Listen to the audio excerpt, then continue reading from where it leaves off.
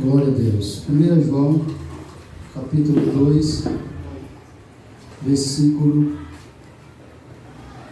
15. O tema dessa mensagem é: não ameis o mundo. Amém? Está escrito assim: não ameis o mundo, nem as coisas que há no mundo. Se alguém amar o mundo, o amor do Pai não está nele. Porque tudo que há no mundo, a concupiscência da carne, a concupiscência dos olhos e a soberba da vida, não procede do Pai, mas procede do mundo. Ora, o mundo passa, bem como a sua concupiscência.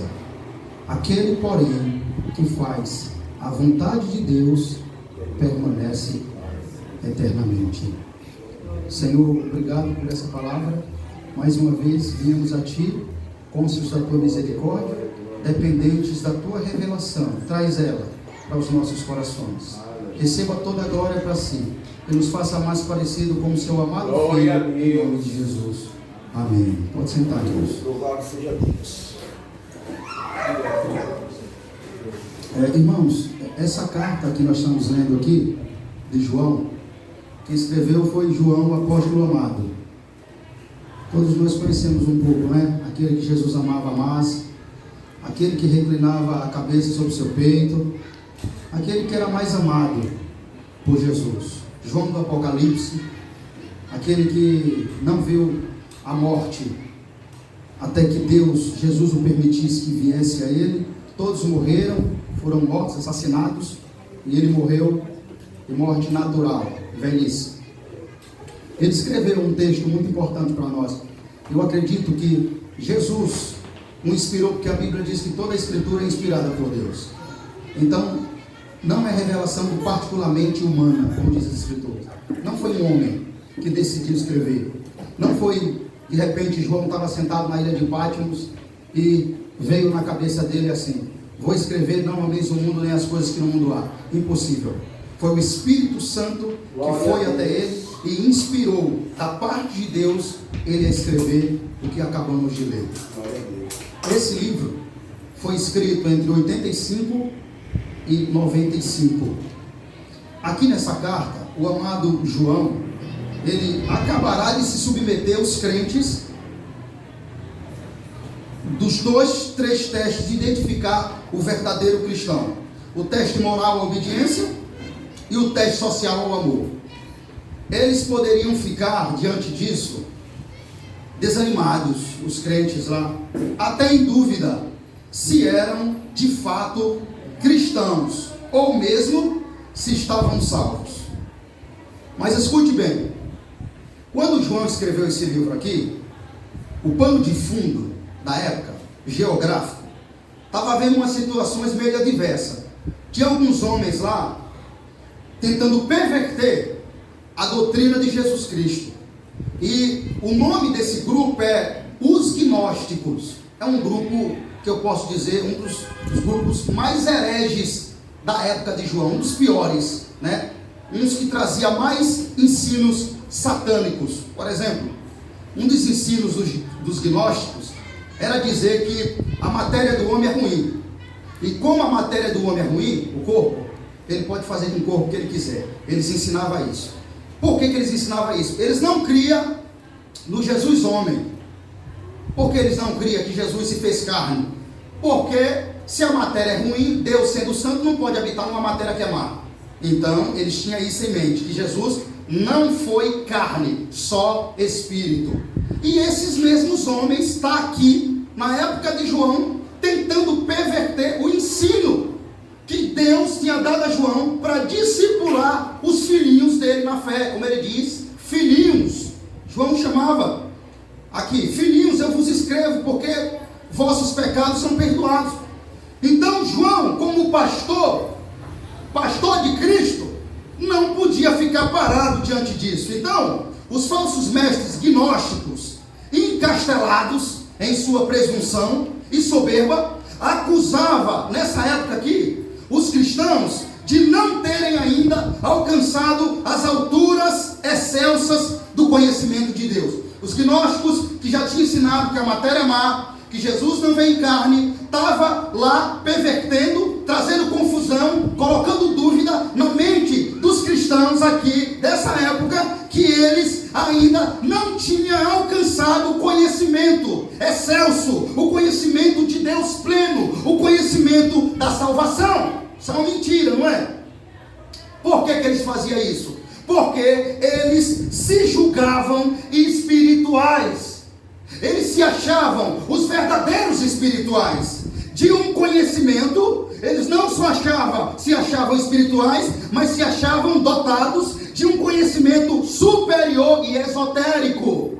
Eles se achavam tal que os verdadeiros cristãos eram falsos e que os falsos, que eram eles, eram os verdadeiros. Então acusava o povo da época, daqui, dessa carta, desse livro que João escreveu. Era o que estava acontecendo quando ele escreveu essa epístola, que esses cristãos aqui, que verdadeiramente foram salvos, verdadeiramente tiveram sim o pleno conhecimento da verdade e chegaram à salvação em Cristo Jesus, eles acusavam esses cristãos que eles não conheceram os conhecimentos excelsos de Deus, o conhecimento salvífico de Deus, mas se julgavam espirituais, dotados de um conhecimento superior esotérico. Qual é a tese de João aqui? A tese de João aqui para eles é o seguinte: que o conhecimento deles era falso, que a vida deles era imoral e a teologia deles era herética. João é teólogo também, pastor. João foi chamado por Jesus. Ele não podia ver isso aqui e ficar parado de braços cruzados, como nenhum pastor verdadeiro que vê o seu rebanho em risco pode ficar parado de braços cruzados. João lança sua tese diante de tamanha heresia e tamanha distorção. Então João diz o quê? A tese deles aí, o conhecimento dos gnósticos, filhinhos, vem cá, o conhecimento desse grupo aí separado, especial, que tem o conhecimento excelso de Deus, não é nada, é mentira. Eles não têm o conhecimento excelso de Deus. Vocês têm o conhecimento excelso de Deus. Vocês conheceram a verdade de Cristo, foram libertos e esperam a salvação, vida do Rei dos Reis. Esse grupo aí é falso. O conhecimento deles é falso. A vida deles é imoral. E a teologia deles é uma heresia. João defendeu bem a fé. E o propósito de João, ao escrever essa passagem, é encorajar os crentes, assegurando a eles que, ao contrário do que os gnósticos estavam dizendo, vocês não são salvos não, vocês não conheceram o conhecimento excelso de Cristo não, vocês precisam conhecer para ser salvo. Nós conhecemos, nós somos o bambambam, nós temos o conhecimento excelso de Cristo, esotérico, nós sabemos o total da graça, o pleno conhecimento. Vocês não sabem, vocês têm dúvida, vocês não é salvo. Então qual é o propósito do apóstolo? Primeiro propósito, mostrar que eles estão mentindo, que eles são hereges, que eles são imoral, que eles são mau caráter e que eles não conhecem verdade nenhuma. Segundo propósito do apóstolo, escrever para o próprio povo, os filhinhos dele, encorajar esses crentes, assegurando a eles o que são e o que têm em Cristo Jesus, e ao mesmo tempo em que mostra a eles como deve ser o relacionamento deles com o mundo. O que é que João faz? Vocês são sim salvos, vocês são sim de Cristo, vocês receberam sim o pleno conhecimento da verdade. Mas João é muito inteligente. Ao mesmo tempo que ele trata esse assunto, denunciando os gnósticos, colocando eles no lugar dele, mostrando a heresia deles, ele pega um gancho para mostrar a esses mesmos cristãos que, por eles ser salvos, eles não devem, não podem amar o mundo. Então é aí que surge o versículo 15: não ameis o mundo e nem as coisas que no mundo há. Vocês são salvos sim, receberam a revelação, receberam o pleno conhecimento da verdade e foram libertos e salvos por Cristo. Mas agora, depois de salvos, vocês não podem flertar com o mundo. Agora veja, irmãos, existe 3 significados para a palavra mundo. 3 significados diferentes que eu não posso deixar de explicar. Se eu não explicar esses 3 significados, vai ficar uma mensagem meia torta. Porque existem 3 significados de mundo e você precisa entender de que mundo é que João está falando, para que nós entendamos o teor da mensagem. 3 significados de mundo diferentes no Novo Testamento, com a palavra mundo. O primeiro significado para a palavra mundo no Novo Testamento é o mundo físico. Que mundo é esse? O universo. O universo que foi criado por Deus, tudo que Ele fez, tudo que existe, como diz Atos capítulo 17, versículo 24. Esse é o universo. Essa é a primeira ideia para mundo, que o Novo Testamento fala. Mundo, universo. Se lembre, existe 3 significados para mundo. O primeiro significado para mundo é o mundo universo, criação de Deus, tudo que Deus fez e tudo que há, que existe, como diz Atos. O segundo significado para mundo é o mundo humano.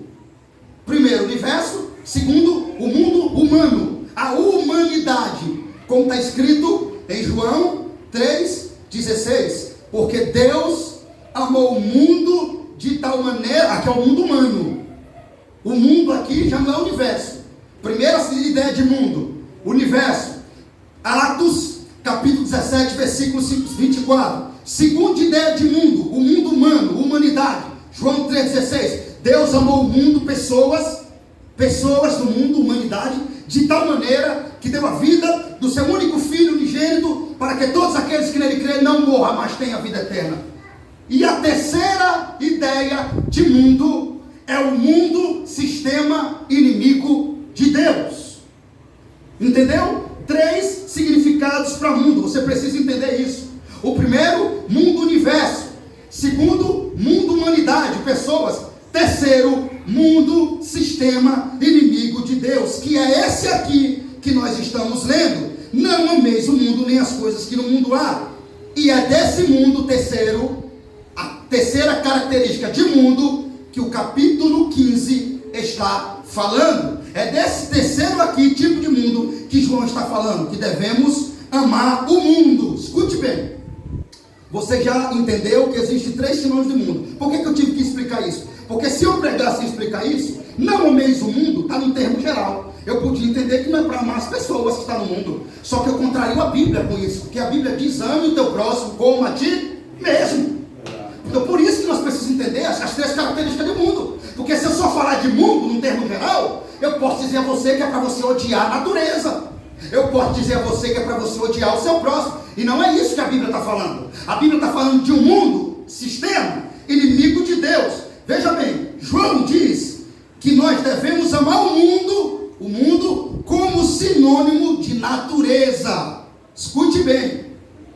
João nos ensina que eu e você devem amar o mundo como sistema de natureza. Você tem que odiar a natureza? A Bíblia nunca disse isso. Você tem que amar a natureza e cuidar dela, zelar por ela. Sim ou não?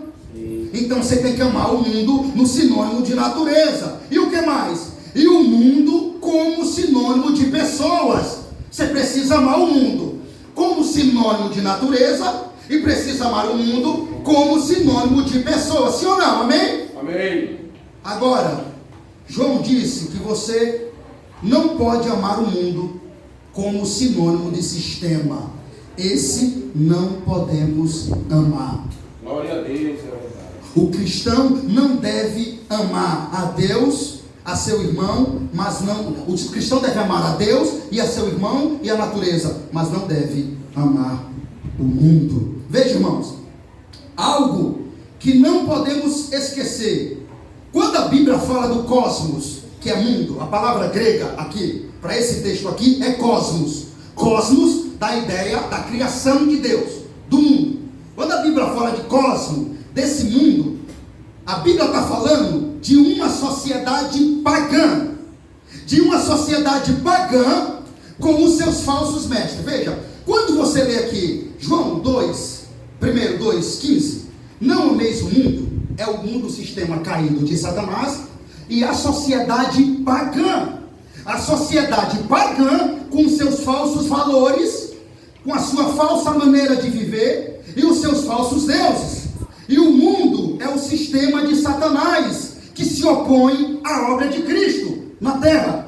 Esse sistema se opõe a tudo o que é piedoso, como aqui mesmo, no capítulo 5, versículo 19, João vai dizer assim, que o mundo inteiro jaz no maligno. Jesus chamou o diabo de príncipe das trevas, ou príncipe deste mundo. em João capítulo 12, versículo 31. O diabo, ele tem uma organização de espíritos maus trabalhando com ele e influenciando as coisas desse mundo, como diz Efésios capítulo 2, versículo 11 ao 12. O mundo é a sociedade independente de Deus, é o governo sem a linha do prumo de Deus, é o sistema econômico que não tem a soberania de Deus, é as indústrias e corporações sem interesses pelas pessoas ou pelos propósitos divinos. As pessoas não salvas pertencem a esse sistema do mundo. Elas são filhas do mundo e este mundo não conheceu a Cristo e nem conhece a nós. Esse sistema odiou a Cristo e odeia a igreja. Esse sistema do mundo não é o habitat natural do nosso meio, do cristão. Até porque a nossa cidadania está nos céus, como diz Filipenses capítulo 3, versículo 20.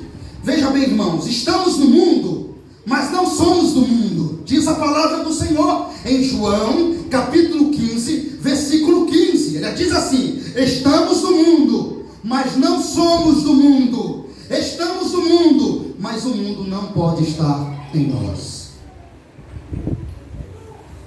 Assim como a realidade da canoa, que está na água, mas a água não está nela. De novo, assim como é uma realidade, você vê uma canoa, a canoa está na água, mas a água não pode estar nela. Se a água estiver dentro da canoa, ela vai fazer o quê? Afundar. Então, assim como a realidade, que a canoa está na água, mas a água não está na canoa, assim também essa é a nossa realidade. Estamos no mundo, mas o mundo não pode estar em nós, assim como a água não está na canoa. Irmãos, diante disso aqui, diante desse sistema caído de Satanás, que é a terceira característica de mundo que eu descrevi aqui, existe um processo para aqueles que estão lá, para aqueles que gostam, ama, deseja esse sistema. Veja se você concorda com esse processo. Existem 5 processos para a mundanização do homem. 5 processos para a mundanização do homem. Primeiro, ele se torna amigo do mundo. Segundo, ele ama o mundo. Terceiro, ele se contamina com o mundo. Quarto, ele se conforma com o mundo. E quinto, ele é condenado com o mundo. É assim mesmo? Está certo aqui essa ordem aqui? Você concorda que é assim? Em primeiro, o que é que acontece com o homem? Ele se torna amigo do mundo. Em segundo, ele ama o mundo. Em terceiro, ele se contamina com o mundo. Em quarto, ele se conforma com o mundo. E para acabar, em quinto, ele é condenado com o mundo. Amados, as Escrituras nos ensinam a não amar o mundo e nem nos conformarmos com ele. Então, diante disso, devemos sempre protestar contra a poluição moral do sistema do mundo, crime organizado, tráfico de drogas, prostituição organizada, corrupção golpante, impunidade criminosa. Mais do que isso, o mundo não é tanto uma questão de atividade, mas de atitude interior. Nós precisamos aprender isso, que o mundo não é tanto uma questão de atividade, mas de atitude interior. É possível ter uma vida externa intocável e ter um coração cheio de podridão, sim ou não? É possível ter uma vida externa intocável e ter um coração cheio de podridão. É possível que um fariseu legalista não passe de um sepulcro caiado. É possível nunca sair com uma mulher para a cama do adultério e ainda assim desejá-la no coração. Sim ou não? Então o mundo está dentro, no interior do coração do homem. É possível nunca assassinar alguém e ainda assim odiar esse alguém. É possível nunca ser rico e ainda assim cobiçar a riqueza. O amor ao mundo compromete o nosso amor com Deus. Agora veja bem, existe uma palavra grega para não ameis o mundo. Leia comigo o primeiro versículo aqui do capítulo 15, do capítulo 2, versículo 15. Como está escrito aí? Não mais o mundo. Nem o que há no mundo. Até aí. Escute bem.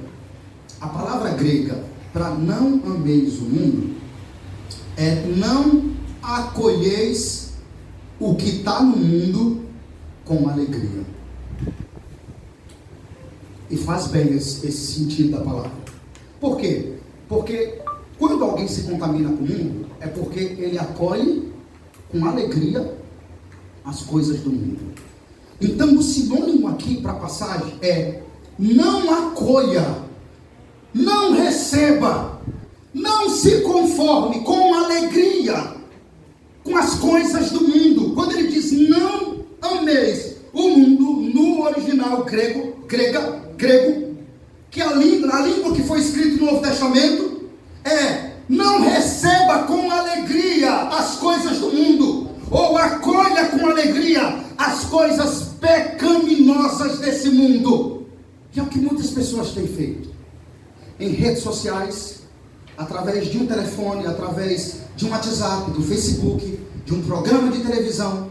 Está acolhendo, sorrindo, compartilhando, batendo palma para as coisas pecaminosas desse mundo. Então por isso que a palavra tem esse sentido. O crente não pode acolher na sua casa, no seu coração, na sua vida, coisas pecaminosas que faz parte desse sistema caído, inimigo de Deus. Ele não pode. E é isso que a palavra está dizendo quando ela diz: não ameis o mundo. Ela está dizendo: ei cristão, quando João disse: vocês são salvos e amados, separados e remidos, mas com tudo isso, não acolha, não receba, não se alegre com as coisas pecaminosas desse mundo. Não se alegre, não acolha com alegria. Quantas pessoas estão fazendo isso? Sorri com um programa de televisão imoral, sorri, chacoteia com vídeos pornográficos, acha brincadeira, compartilha vídeos imorais que crianças não podem ver, até ele mesmo, é ruim até para a própria alma dele. Sorri com coisas na televisão, mulheres se beijando na televisão, acha bonito, diz que é normal. Isso é acolher o mundo com alegria. Você está acolhendo, você está sendo complacente, você está sorrindo, brincando. É normal no mundo que vivemos. Besteira, vai lá, clica e compartilha para outra pessoa, ou vê e não faz nada. Não há um sinônimo de indignação dentro de você, mas você tem aquilo como normal. Vê uma coisa na televisão, no jornal, no Facebook, no WhatsApp, seja onde for, que seja corrompido, imoral, dissoluto. Você não pode acolher isso com alegria. Não pode, irmão, porque isso faz parte de um sistema caído, de um sistema imoral, de um sistema inimigo de Deus. João estava preocupado com isso. Deus estava preocupado com isso. Deus queria que os crentes amem a natureza, meus filhos, amem o próximo, meus filhos, mas ande bem longe desse sistema caído de Satanás. Eu quero sim que você ame o seu próximo. Quero mais ainda que você ame a natureza, mas quero mais ainda que você odeie o mundo, sistema inimigo de Deus. Deus estava preocupado entre os cristãos não se misturarem com o mundo, não acolher com alegria as coisas do mundo. Ei, diante de programas de televisão, diante de redes sociais, e tudo que está girando em torno do meu telefone, do seu telefone, da sua televisão e da minha televisão, não é fácil não, ou não é difícil não, as pessoas acolher o mundo com alegria, porque tudo que está aí, nós precisamos concordar com João que o mundo jaz no maligno, e que a maioria das coisas que estão aí, estão corrompidas. Novelas corrompidas, jornais corrompidos, Programas corrompidos. O YouTube, você entra no YouTube, para você assistir um vídeo, primeiro tem que passar uma mulher ou sem roupas, ou alguma coisa que seja imoral. Você tem que ver a luz, aquilo ali, ou abaixar ou tirar os olhos. Está corrompido. Deus sabia disso, que nós ia viver num mundo caído, imoral, dissoluto, anti-Deus, anticristo, em que as coisas iam apontar para contra a palavra de Deus, as coisas iam apontar para tornar o crente sujo, imoral, inimigo de Deus. E é o que está acontecendo. O sistema combate contra a palavra de Deus, o sistema vai de contra a santidade de Deus. Você anda ou não anda na contramão de um mundo caído? Todo cristão anda na contramão de um mundo caído. E diante disso, pessoas, piadinhas contadas, conversinhas, seja com A, seja com B, se você escuta aquilo ali, se você ouve aquilo ali e não fala nada, não denuncia, escuta e até dá um sorrisinho, você está acolhendo o mundo com alegria. Está total correto. O diabo está pensando que ele só usa isso aqui e a televisão para corromper você. Não, ele usa amigos também. Amigos que vêm com aquelas historinhas imorais, historinhas sujas, que começam a contar perto de você o que fez, o que deixou de fazer, e você não faz nada, ainda fica rindo. É ou não é? E você diz, você está acolhendo o mundo com alegria. Esse ato é do sistema caído de Satanás. Precisamos estar bem apercebidos com isso. Receber as coisas pecaminosas com alegria, com respeito às coisas deste mundo é que eu estou falando. Como diz que a palavra quer dizer, mas não só acolher as coisas desse mundo com alegria, mas sabe mais o que? Estar satisfeito. Não é só você acolher com alegria, é você estar satisfeito com o que você está vendo e ouvindo. É acolher com alegria e estar satisfeito, contente sobre coisas pecaminosas deste mundo. É isso que a palavra quer dizer. Não ame o mundo. Agora veja, amados, se alguém amar o mundo, o amor do Pai não está nele. Por quê? Por que o amor do Pai não está nele? Escute bem. Eu quero pensar com você, por que que João escreveu isso? Se alguém ama o mundo, o amor do Pai não está nele. Isso aqui é um contraste. João faz assim, ó. Se alguém amar o mundo, é porque o amor de Deus não está dentro dele. Porque se o amor de Deus está dentro dele, não tem espaço para ele amar o mundo. Você compreende? Por que João disse? Se alguém... Aqui é uma pergunta ou uma afirmação? Afirmação. João está afirmando que se alguém ama o mundo, sistema caído, inimigo de Deus, é uma prova que ele não tem o amor do Pai. Porque se ele tem o amor do Pai, ele não ama o mundo. Por isso João diz assim: se alguém ama o mundo, o amor de Deus não está nele. Por quê? Porque tudo que há nesse sistema sujo, Deus odeia. Ô irmãos, você não pode amar o que Deus odeia. Você não pode acolher com alegria o que Deus odeia. Você não pode jamais estar satisfeito com aquilo que Deus odeia. Você entende agora? Por que Deus disse assim? Não amem o mundo. Porque eu odeio, detesto, repugno esse sistema inimigo da minha palavra. Eu detesto, eu odeio, eu não só odeio. Eu repugno tudo que sai deste mundo caído de Satanás. Então você não pode amar o que Deus odeia. Você não pode acolher com alegria o que Deus odeia. Você não pode jamais estar satisfeito com o que Deus odeia. Veja, amados, a Bíblia diz em Salmos 97, versículo 10: vós que amais a Deus, detestais o mal. Se você ama a Deus, você detesta o mal. Mas se você ama o mal, você detesta Deus. Glória a Deus, é verdade.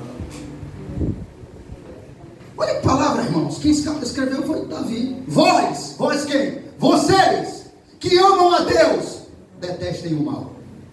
Por que Davi mandou fazer isso? Porque Deus é luz e nele não há trevas nenhuma. Glórias a Deus. Não há comunhão entre a trevas e a luz. Não poder servir a dois senhores. Se vocês amam a Deus, amados, Davi, deteste o mal. Mas por que, Davi? Porque Deus detesta o mal. E se Deus detesta o mal, vocês amam Ele? Amam. Então vocês têm que fazer o mesmo. Detestar tudo que Deus detesta. Odiar tudo que Deus odeia. E amar tudo que Deus ama. Você entende isso? Glória a Deus. Vós que amais o Senhor, deteste, ande longe, despreze, fuja, não acolha, não receba, não se conforme com o mal. Então, se alguém ama o mundo, verdadeiramente ele está mostrando que ele não tem o amor de Deus no coração. Ele não ama Deus, ele não é servo de Deus, ele é servo do mundo, e não podemos servir a dois senhores. Ô irmãos, escute bem. É o próprio Deus que faz questão de mostrar isso aqui, em um livro específico. Nós vamos ler agora que você não pode servir a Ele e ao mundo. Glória a Deus. Abra aí, Tiago 4:4.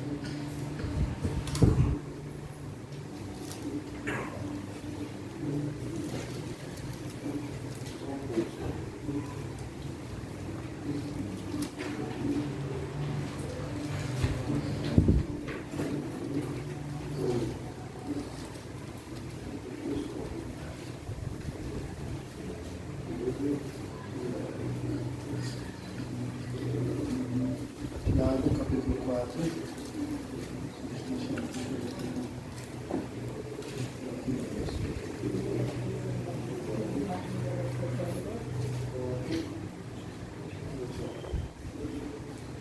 Amém?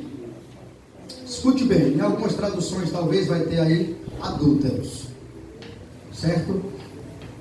Eu gosto mais da tradução adúlteros. Vamos lá. Adúlteros, adúlteras, não compreendeis que a amizade do mundo é inimiga de Deus? Aquele, pois, que quiser ser amigo do mundo, constitui-se inimigo de Deus. Aleluia. É forte, né? Esse texto é muito forte. Esse texto aqui, fala sério. Amém. Glória a Deus. Tiago usou meio termo aqui? Deu algum rodeio, Tiago? Tiago foi direto, não foi? Sabe o que Tiago chamou o povo lá? Adúlteros. Mas irmão, vem cá. Você sabe o que foi que Tiago chamou o pessoal aqui de adúlteros? Será que tinha alguém lá que estava traindo a esposa? Será que tinha alguém lá que estava traindo o marido? Não. A partir do momento que você levantou a mão para Jesus, você casou com Cristo. Tem uma aliança no seu dedo espiritual. Você é noiva do Cordeiro. De modo que quando essa noiva aqui começa a amar o mundo, a flertar com o mundo, o que ela está fazendo? Ela está traindo o noivo. E traição é adultério. Então, todavia, se ela traiu, ela adulterou. Então Tiago, sabendo do compromisso e da importância que tem essa aliança, ele vai diretamente, ele não dá meio termo, ele não dá rodeio, ele diz: adúlteros e adúlteras, vem cá, vocês não sabem não, que a amizade do mundo é inimiga de Deus? Pois qualquer um de vocês que quiser ser amigo do mundo, constitua-se, a partir de hoje, inimigo de Deus. Está vendo, irmãos? Não dá para servir a Deus e o mundo. Não dá. E Deus não aceita também isso. Deus é ciumento, diz a palavra. Ele zela pelo seu povo. O povo que Ele chamou é para Ele, exclusivamente para Ele. Se Ele quisesse que você tá no mundo, Ele deixava você lá no mundo. Ele deixava você como uma porca suja, comendo lama. Ele deixava você lá no chiqueiro. Mas se Ele te tirou do chiqueiro, é para que nunca mais você volte àquele chiqueiro. Você entende isso? A partir do momento que alguém sente saudade das alfarrobas e tem vontade de comer elas, ele se torna um inimigo de Deus. Número 1. A ideia de inimigo aqui é arrumar um problemão para qualquer pessoa que faz isso. Você arruma um grande problema. Vou fazer uma pequena ilustração aqui. Vamos dizer que existe 2 exércitos poderosíssimos. Só que na verdade, um exército poderoso e um muito fraco. Certo? Um exército poderoso e um muito fraco. Esses 2 exércitos estão em conflito de sangue. São inimigos mortais. Chega um homem e faz o seguinte. Chega para o exército fraco e diz assim: a partir de hoje eu quero fazer parte desse exército aqui. Eu estou com vocês. Mas ele não só faz isso. Ele manda um telegrama para o outro exército fortíssimo e diz assim: olha, eu estou com os caras aqui, viu? O que ele acabou de fazer? Ele acabou de ganhar inimigos. Inimigos poderosos. Que com certeza ele vai morrer com os caras que ele se juntou agora, porque ele caçou a morte. Porque ele sabia que esse grupo aqui tinha muito problema com aquele grupo de lá. E aquele grupo era muito poderoso. E a tendência é que esse grupo de cá extermine todo esse de cá. Só que ele decidiu se juntar com esse grupo. Quando ele se junta com esse grupo, ele se torna automaticamente, mesmo sem nunca ter problema com aquele pessoal lá, inimigo daquele pessoal. Porque ele se juntou com os inimigos dele. Assim é quando você ou eu se mistura, se junta, acolhe com esse mundo. Você se torna inimigo número 1 de Deus. Você sabe o que é que vai acontecer no final. É Ele que vai prevalecer. Glória a Deus. E eles serão exterminados. Irmãos, é uma palavra muito forte. Glória a Deus. Adúlteros, infiéis. Olha, imagina Tiago quando levantou lá. Parece que Tiago está indignado. Infiéis. Vocês não sabem que amizade. Vocês não compreendem, vocês são nécios. Vocês não sabem que vocês não podem flertar, namorar, adulterar com o mundo. Porque Deus odeia o mundo. E vocês não podem amar o que Deus odeia. Amém? Amém. Volta para lá, para João.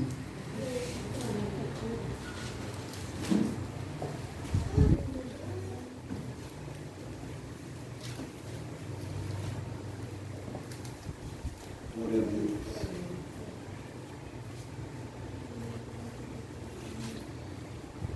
Primeiro de João 2,15. Vamos lá, vamos para.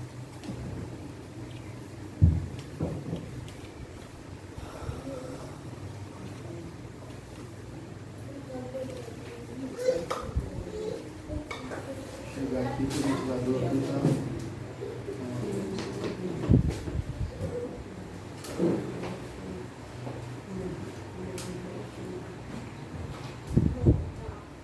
Vamos dar um passo. Você tem a certeza que Deus não quer que você ame o mundo. E Ele já te disse hoje o porquê que Ele não quer que você faça isso. Glórias a Deus. Agora, Ele diz assim. Ele diz: se alguém ama o mundo, o amor de Deus não está nele. Versículo 16, leia comigo. Porque tudo que há no mundo, a concupiscência da Carne. Para aí, a concupiscência da carne. Vamos saber o que João está falando para nós. O que é a concupiscência da carne? o desejo da carne, o anelo, o anseio e desejo por aquilo que é proibido. Veja, João inteligentemente, depois de dizer que você não pode amar o mundo e nem o que há no mundo, porque se alguém ama o mundo, o amor de Deus não está nele, ele passa agora a detalhar o que há nesse mundo.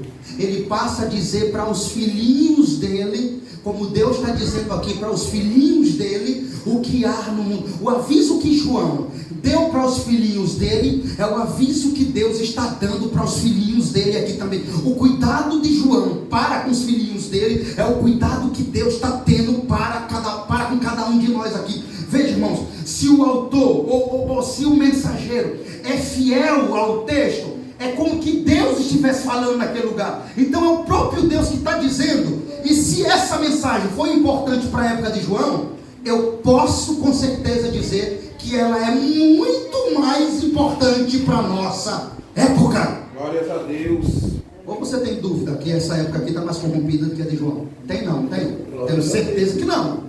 Tenho certeza que você não tem dúvida que a época que nós estamos vivendo está um tanto muito mais corrompida do que a época que João vivia. Então, se essa mensagem foi necessária, oportuna para os dias de João, quem dera, quão oportuna é para os nossos dias. Então João detalha o que tem lá no mundo. Filhinhos, esse mundo é perverso. E sabe o que é que tem nele? A concupiscência da carne, o desejo proibido, filhos, da carne, a luxúria.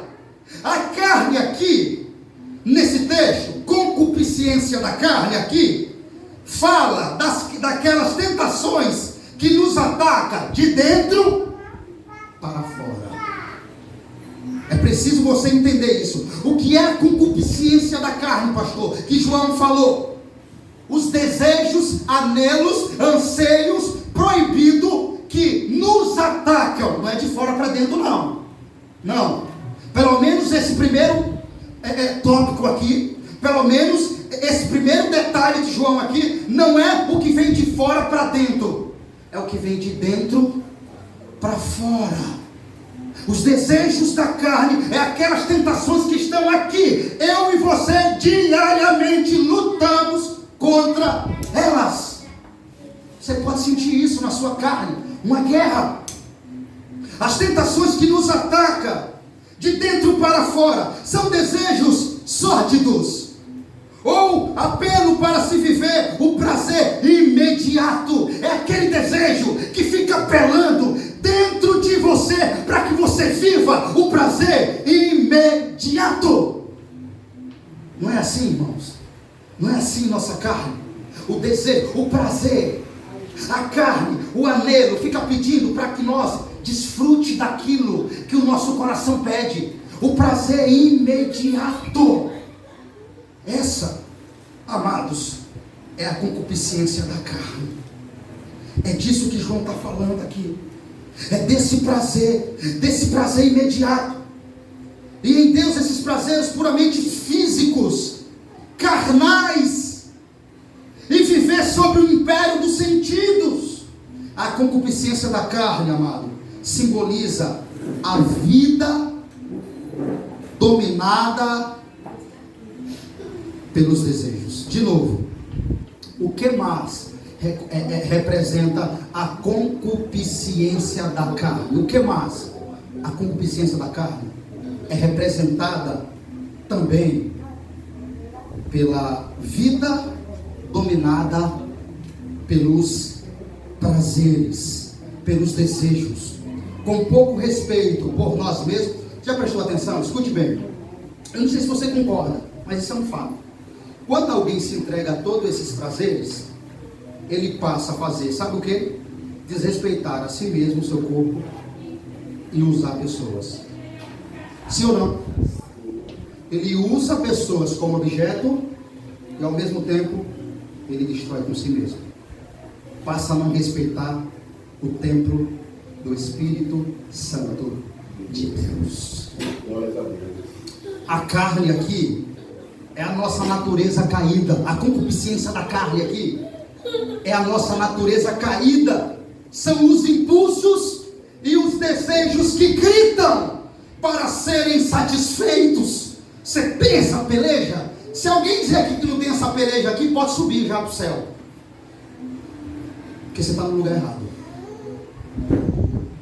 A concupiscência da carne é a nossa natureza caída. São os impulsos e os desejos que gritam dentro de nós para serem satisfeitos. Esses desejos estão dentro do nosso coração. Segundo Augusto Nicodemos, ele diz que a carne se refere aos desejos impuros, que incluem todos os pensamentos, palavras, ações e atitudes. Eu concordo com ele. Essa é a concupiscência da carne, que o mundo engrandece e pratica sem nenhuma restrição, sem nenhum respeito e temor por Deus. Por isso, eles são do mundo. Não devemos lutar contra todos esses desejos? Não devemos lutar contra todos esses anseios, anelos que grita dentro da nossa alma, andando em espírito, vivendo em espírito, orando constantemente em espírito, para que possamos viver uma vida em espírito, para vencer todas essas tentações. Glória a Deus. Precisamos lutar. Dessa forma, você vai vencer o mundo. Não vai acolher o mundo. Não vai se conformar com o mundo. Porque é isso que tem lá. Deliberadamente. É isso que é praticado lá. É isso que é festejado lá. É isso que é aplaudido lá. É isso que é engrandecido lá. Esses desejos. Você e eu não podemos engrandecer esses desejos. Não podemos aplaudir esses desejos. Não podemos andar sobre esses desejos. Não podemos acolher com alegria esses desejos. Ao contrário, devemos lutar, orar, se possível, jejuar, pelejar, para que não caímos em tentação. Glória a Deus. Você não pode se conformar com isso. Ah, eu sou fraco, você é fraco, e por você ser fraco, Jesus disse: ore e vigie. Glória a Deus. Exatamente por isso, vigiai e orai, para que não entreis em tentação, porque na verdade o espírito está pronto, mas sua carne é fraca. Jesus falou, ele sabia da nossa natureza. O mundo está aí te chamando, o mundo todos os dias. Se você dizer que não é isso aqui, manda um convite na sua casa. Todos os dias o mundo lança um convite para você. Todos os dias chega uma carta para você florida, um banquete florido. Todos os dias. Eu não sei a resposta que você está dando a essa carta. Eu não sei a resposta que você está dando a esse banquete. Eu não sei como você está reagindo com o sistema caído de Satanás. Eu não sei como você está reagindo. Eu não sei se você está acolhendo. Eu não sei se você está sorrindo. Eu não sei se você se conformou com esse sistema. Mas hoje eu vim aqui em nome de Jesus dizer a você que você não tem direito nem liberdade para se conformar com esse mundo, a acolher esse mundo com a alegria. É Deus que fala. Glória a Deus. Ele não quer o seu povo assim. Ele quer um povo distinto, separado, diferente. Porque se você acolhe ao mundo, se você se conforma com o mundo, se você se harmoniza com o mundo, deixa eu te fazer uma pergunta: que diferença há em você para aqueles que são do mundo? Qual é a diferença? Onde estará Cristo em você? Onde resplandecerá a luz do Evangelho? Onde a luz de Cristo brilhará em seu coração? Em que espaço, se nesse coração o mundo e o sistema dele é quem reina? Você entende isso? Por isso que não podemos se conformar com esse mundo. Você deve lutar contra esse mundo. Você deve batalhar contra esse mundo. Tudo que vier de lá, Deus disse: não ame. Palavra do Senhor. Tudo que fluir de lá, odeie, repugne, abandone, corra, mas não ame. Faça como José, saia correndo, mas não peque contra Deus. Se possível, sofra, seja preso, como José foi, mas vá como honesto, vá como alguém que padece pelo nome de Cristo, não como malfeitores, ou como alguém que barganha o nome do Senhor. Repugine. Tem uma ordem para nós. Qual é a ordem, pastor? Não ameis o mundo. É uma ordem aqui, é um mandamento de Deus para nós. Glórias a Deus. Quando a Bíblia fala de mundo caído, sistema, tem um não bem grande diante de nós. Não tem sim. O sim, quem está dando é você, porque Deus já deu um não. Não e não, tem um não enorme. Quando se fala de mundo, sempre vai ter um não para nós. Nunca um sim. Nunca um sim. Então o que é que devemos fazer, pastor? Lutar contra tudo isso.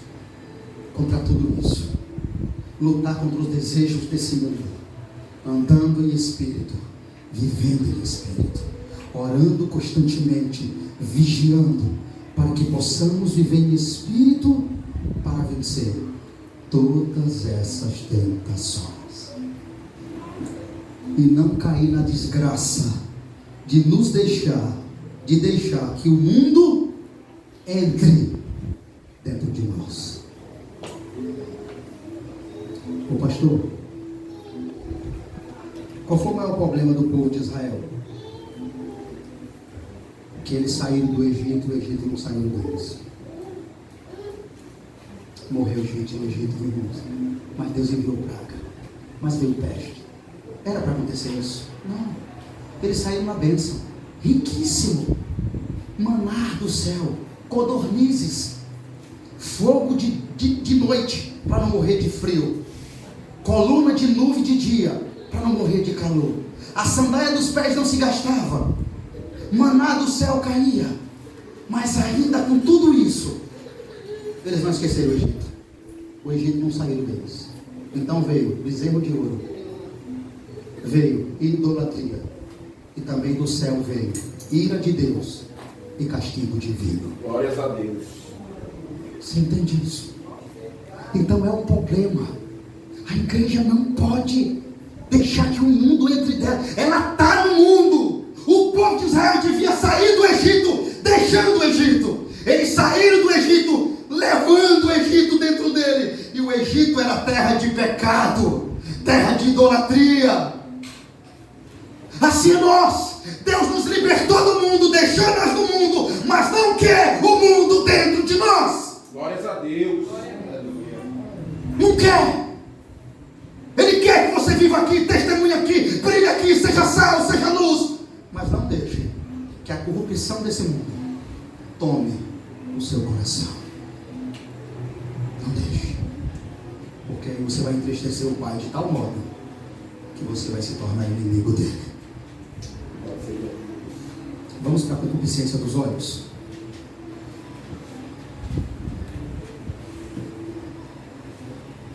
Minha Bíblia está no ventilador, toda hora ele bate aí.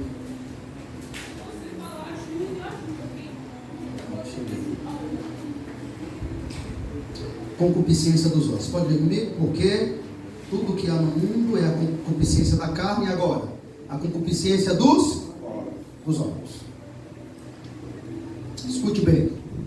Eu disse aqui que a concupiscência da carne é o prazer que vem de dentro. Para onde? Para onde? Fora. Já a concupiscência dos olhos é diferente. A concupiscência dos olhos são as tentações que vêm de fora para dentro. Está vendo, irmãos, que mundo nós estamos vivendo? Já existe a concupiscência da carne, ainda tem que lutar contra a concupiscência dos olhos. A concupiscência da carne está dentro e é mais difícil lutar. Mas aí, quando você descuida, tem a concupiscência dos olhos. E ela vem de fora para dentro. Ela nos ataca de fora para dentro. A concupiscência dos olhos é a tendência de deixar se cativar pela proibição ou pela exibição externa das coisas, sem investigar os seus valores reais. De novo, a concupiscência dos olhos é a tendência que temos de se deixar cativar pela exibição. Mas que coisa exuberante! É muito bom isso. A exibição externa das coisas, sem investigar os seus reais valores. As concupiscências dos olhos é incluir o amor à beleza, separando o amor da bondade. É você olhar só para a beleza, concupiscência dos olhos. Poxa, que lindo! Separando da bondade. Você julgou pela aparência, pela exibição externa, mas não investigou os seus valores. Quantas pessoas é linda por fora, mas terrível por dentro. Isso é a concupiscência dos olhos. É você achar que tudo que brilha é ouro, é bom, é agradável, é desejável. Eu vou pecar e eu vou comer, sem saber quão amargo será depois o seu resultado. A concupiscência dos olhos. É exatamente por esse motivo que Jesus disse para nós, Mateus capítulo 6, versículo 22. Vamos saber o que Jesus disse para nós?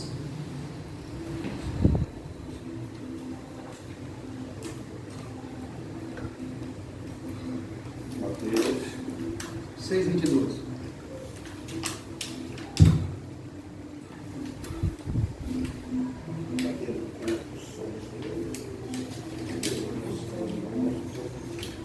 Olha que palavra.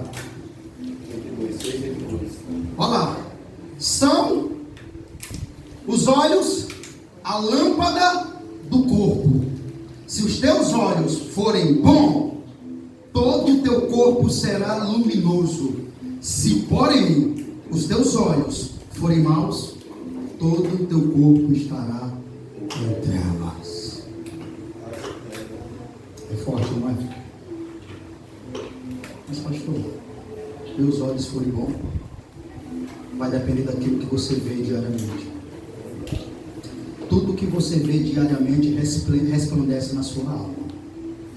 Se você vê coisas boas, edificantes, divinas, de Deus, seus olhos vai ser bom, luz. Mas se você vê coisas más, perversas, imorais, dissolutas, caídas, depravadas, isso vai resplandecer na sua alma, e todo o teu corpo estará em trevas. Essa é a concupiscência dos olhos. Se os nossos olhos forem bons, amados, e a única forma dos nossos olhos forem bons é colocar ele em coisas boas. Louvado seja Deus. Coloque os seus olhos em coisas boas, Glórias a Deus. em coisas amáveis, Aleluia. edificáveis, Aleluia. santas, puras, verdadeiras. Não coloque seus olhos e valorize coisas mentirosas, perversas, sujas, imorais. Isso vai resplandecer dentro de você de tal modo que os seus olhos vai ser mal e todo o teu corpo estará em trevas. Amém? Volte aí uma página. O que mais é concupiscência dos olhos, pastor? Mateus capítulo 5, versículo 29. Está escrito assim: se teu olho direito te faz tropeçar, arranca-o e lança de ti, pois te convém que se perca um dos teus membros, e não seja todo o teu corpo lançado nas trevas. Concupiscência concupiscência dos olhos, por causa da concupiscência dos olhos, por causa do pecado que nos contamina de fora para dentro, por causa da sujeira que estão diante dos nossos olhos. Se teus olhos te faz pecar, arranque ele e lance ele fora. Significa isso, pastor? Não caia na tentação da concupiscência dos olhos. Não deixe se contaminar. Não deixe que as contaminações do mundo entrem de fora para dentro de você, através da lâmpada do corpo, que são os olhos. Não deixe. Mas faça isso. Se os teus olhos estão te fazendo pecar, a partir de hoje, arranque ele e lance ele bem longe de ti. Significa isso, pastor? Se tem alguma coisa que você está vendo, assistindo, contemplando, acolhendo, se normalizando com isso, não veja mais, não assista mais. Isso é que Jesus quer dizer: arranque e lance fora de ti. Ele não quer que você arranque seu olho e fique com um olho só. O arrancar aqui significa você parar de ver aquilo que está fazendo você pecar. Você parar de colocar os seus olhos sobre aquilo que está sujando o seu caráter, manchando a imagem de Deus em você. É você parar de assistir, de acolher, de concordar com coisas sujas, pecaminosas. Isso é arrancar o olho, para que não seja o corpo todo lançado nas trevas. Agora, Gênesis capítulo 3, versículo 6.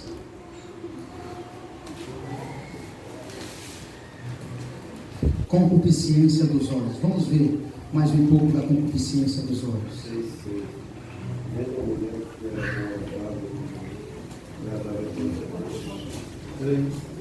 Gênesis 3, 6. Você quer ver a concupiscência dos olhos agora? Aqui. Fazendo o quê? Vendo a mulher que era a árvore, que a árvore era boa para se comer e agradável aos olhos, e a árvore desejável para dar entendimento, tomou-lhe do fruto e comeu. Viu o perigo, irmão, da concupiscência dos olhos? Eu vou dar uma paradinha aqui para fazer você entender isso. Você já sabe o resultado disso aqui, não sabe? Já sabe qual foi o resultado aqui? A queda universal da humanidade. Sabe por que a queda universal da humanidade aconteceu? Com concupiscência do quê? Está escrito aqui que vendo a mulher, vendo, ela viu, mas ela não só viu, ela achou agradável. Depois que ela viu, ela fez um exame da coisa. Se lembra aquela situação de você não examinar se é limpo, se é puro, se é verdadeiro, mas olhar só o que está por fora? Foi isso que a mulher fez. É desejável, é bonita e é agradável aos olhos. Assim é o pecado que está diante dos seus olhos. Assim é a concupiscência que está diante de você. Parece ser bonito, parece ser agradável e parece ser desejável. Tudo isso acontece dentro de você. Mas deixa eu dizer uma coisa a você: depois que come, é amargo. Glória a Deus, Senhor. E produz a morte. O fruto parece ser bom, irmão. Você viu a mulher aqui? Os olhos dela julgou tudo. Os olhos dela viu a fruta, disse. Agora o coração: é bom. Os olhos, olhando para a fruta, disse o coração: é agradável. Os olhos olhando para a fruta, o coração disse: é desejável. Qual é o próximo passo? Pegar. Ô irmão, deixa eu te dizer uma coisa. Ainda que seus olhos digam é agradável, Ainda que seus olhos vejam, o seu coração diga, é agradável. Ainda que seus olhos vejam, o seu coração diga, é desejável. Não pegue e não coma.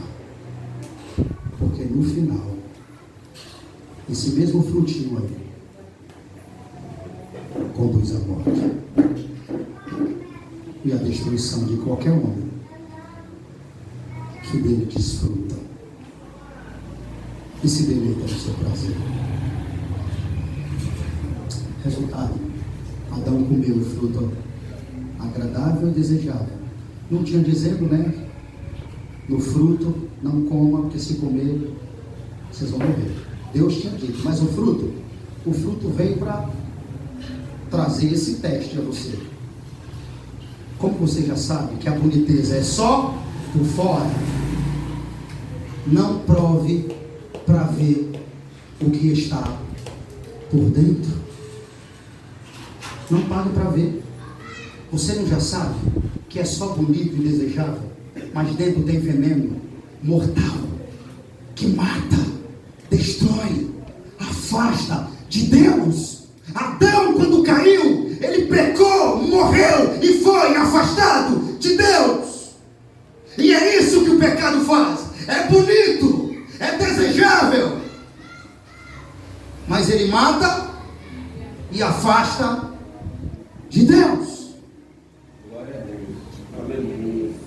Então, ainda que seja bonito, prazeroso, desejável e agradável, deixe lá. Não tenha curiosidade de comer como teve Eva. Deixe passar, corra. Não prove, não pague para ver o veneno que está por dentro, porque pode ser fatal para qualquer um que quiser fazer o teste. Amém? Essa é a concupiscência da carne. Volta para lá e eu vou acabar a mensagem. Ou a concupiscência dos olhos.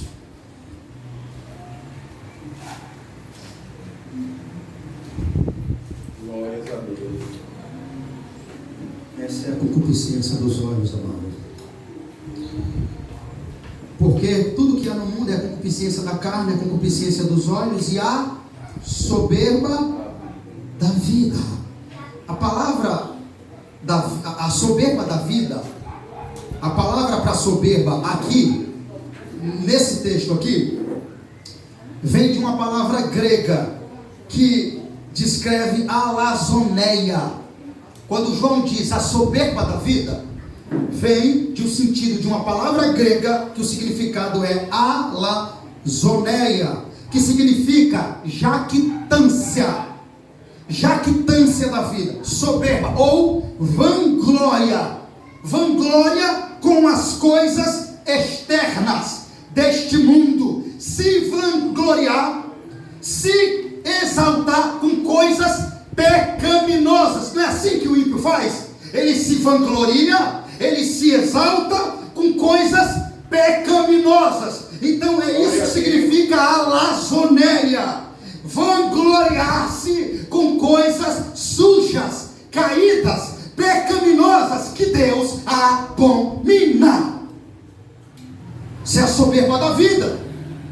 Com coisas externas, como riqueza, posição social, inteligência, poder, beleza, joias, carros, vestuários, ostentação pretensiosa, gostar dos holofotes, desejo de brilhar, de ofuscar, e outros, como a vida luxuosa. Há muitas pessoas que sacrificam a própria vida ou a própria integridade para ostentar poder, posses e honra. É ou não? Ainda que a minha integridade seja manchada, eu quero posses, poder e honra. Políticos. É ou não? Eles sabem que vão se manchar. O que é que eles querem? Poder, posse e honras. Mas não é só políticos não, muitas outras pessoas. E por fim, acabando, versículo 17.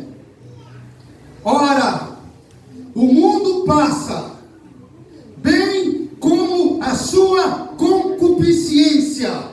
Aquele, porém, que faz a vontade de Deus, permanece para sempre. Amém? Deus.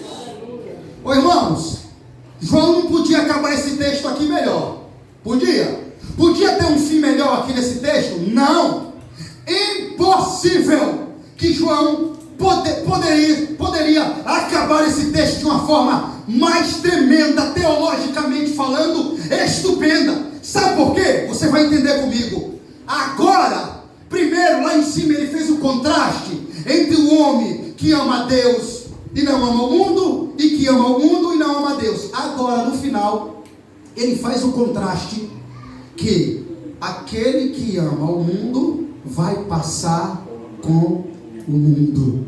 E ele diz assim: o mundo passa, bem como a sua concupiscência. O que é que João está fazendo assim? Aqui, contrastando. Ele contrasta a transitoriedade do mundo com a eternidade daquele que faz a vontade de Deus. Glórias a Deus. Você entendeu? Ele faz agora uma comparação muito inteligente para acabar o texto. Ele faz um contraste com a transitoriedade do mundo, dizendo: o mundo é transitório, vai passar, não vai durar para sempre, com a eternidade daquele que faz a vontade de Deus, do Pai. Veja o que ele diz: o mundo passa, como também a sua concupiscência, mas aquele que faz a vontade do Pai, esse permanece para sempre. Veja, o que é que João está querendo nos dizer aqui? Aquele que satisfaz, escute, olha para cá, eu vou acabar a mensagem. Aquele que satisfaz a concupiscência da carne, satisfaz a concupiscência dos olhos e anda na soberba da vida. Olha o que é que João está dizendo no final aqui, quando ele diz que o mundo passa e a sua concupiscência. Aquele que satisfaz a concupiscência da carne, aquele que satisfaz a concupiscência dos olhos e a soberba da vida, não é de Deus, não procede de Deus, é do mundo e procede do mundo. Ele não acaba aqui. Vai perecer com o mundo. Não só procede do mundo, como ele diz, esses vai perecer com o mundo, vai ser condenado com o mundo, vai ter o castigo merecido com o mundo. É isso tudo que ele está dizendo aqui quando ele diz assim: o mundo passa. Os homens cristãos, ou seja quem for, que está nesse sistema, vai passar com o mundo, vai ser castigado com o mundo e vai ter o devido, merecido castigo divino com o mundo. Vai ser condenado com o mundo. Com o mundo vai ter o castigo merecido. Junto com o mundo vai passar. Junto com o mundo, porque esse mundo passa, disse o próprio apóstolo João. Mas, tem mais aí? Aquele que faz a vontade de Deus, esse permanece para sempre. Mas a pergunta que fica agora para eu acabar a mensagem é: qual é a vontade de Deus? Pastor, João realmente foi muito inteligente. O mundo passa. Vai continuar amando o mundo? Vai continuar acolhendo o mundo com alegria? Vai continuar gozando dos prazeres do mundo? Vai passar com ele. Vai ser castigado com ele. Vai ser condenado com ele. Por quê? Porque ele vai passar. É transitório, não é eterno. Faça a vontade de Deus e você vai permanecer para sempre. Sim, mas qual é a vontade de Deus, pastor? Eu acabo aqui. Vamos ver qual é a vontade de Deus. Romanos capítulo 12, versículo 1. Romanos 12.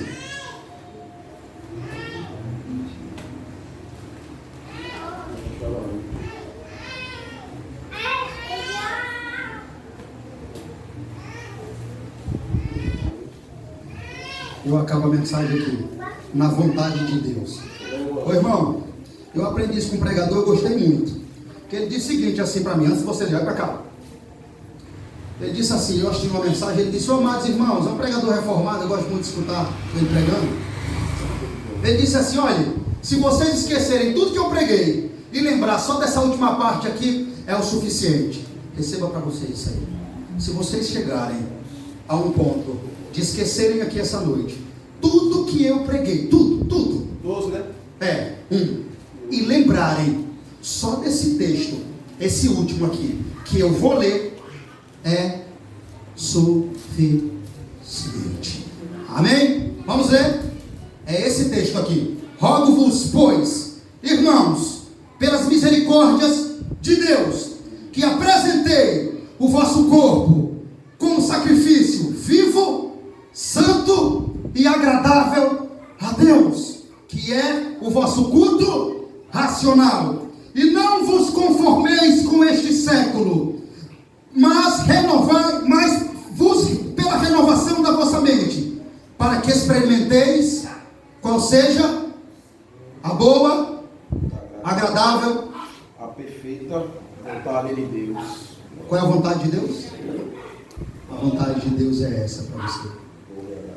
Essa é a vontade de Deus. Você que está aqui e que vai me assistir, que você apresente o seu corpo, sua vida, como um sacrifício vivo, santo e agradável a Ele. Esse é o culto que você tem que dar a Ele. E o que mais, pastor? Não se conforme com este século.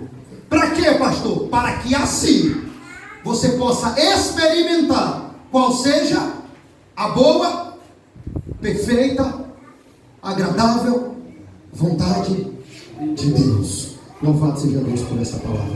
Fique de pé.